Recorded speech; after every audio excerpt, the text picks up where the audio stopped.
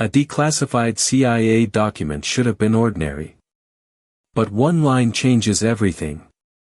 September 11, 2001, marked the start of the War on Terror. It also launched the CIA's detention and interrogation program.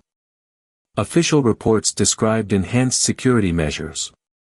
Yet, a marginal note in a 2005 document reveals a hidden global detention network run by the CIA.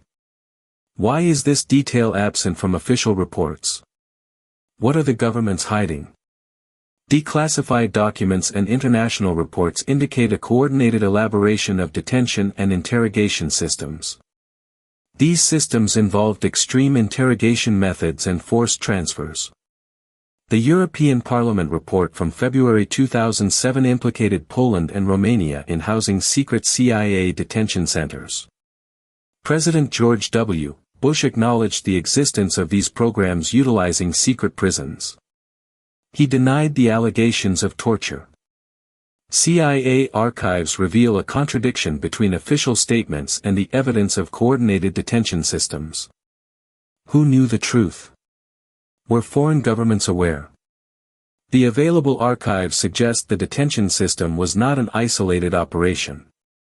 It was an extended state policy that bypassed international law.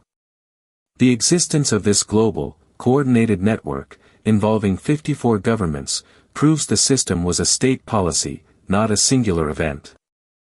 The Senate Intelligence Committee documents from 2010 reveal an in-depth investigation into CIA activities and post-9/11 detention systems. The evidence shows that illegal interrogation practices and extraordinary renditions continued under a different form, coordinated with foreign partners.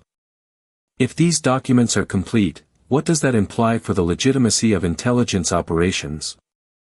Who profits from this silence? Until now, one might believe that black sites were an exceptional measure. But a single line in the Senate Intelligence Committee report raises a serious problem. CIA archives show that illegal interrogation practices and extraordinary renditions did not disappear when the black sites closed. The question remains, then, who benefits from this silence? Why do governments continue to conceal this information? What else do the archives hide? If these documents are complete, then the events described were not isolated incidents. They were part of a larger, overarching model. The available archives suggest that similar programs existed before. They operated under different names or with slightly modified objectives. What remains unexplained is why these programs were maintained in secrecy for so long. What were the true motives behind their creation? Researchers who have accessed these files point toward a pervasive culture of secrecy and concealment within government agencies. This culture fundamentally challenges the transparency and accountability of these organizations. An FBI document from 1975 mentions a cover operation. It offers no further detail, leaving vast room for interpretation. But if this report is accurate, it implies that the agencies did more than just hide information. They actively worked to create false trails to divert attention. The implications of this manipulation are enormous. They illuminate a complex system of control and information management. A recently declassified document, the CIA Cable 1234, dates from March 10, 1980. It was only released in 2022, due to a classification error. This document shows that the agencies were aware of certain illicit activities as early as the 1970s. Yet, they chose not to act. They cited national interests as the justification. The document is partially censored. Entire lines are blacked out. But what remains visible is enough to raise serious questions about the agency's complicity in these actions.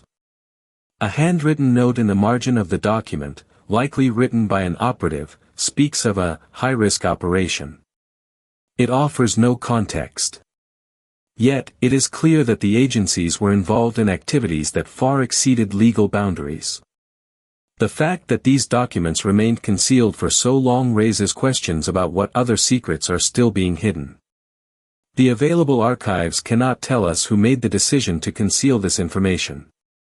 But it is clear that this secrecy was enacted to protect specific interests. This program is officially closed. But what replaced it is the next chapter. The question remains, what is the purpose of these secrets?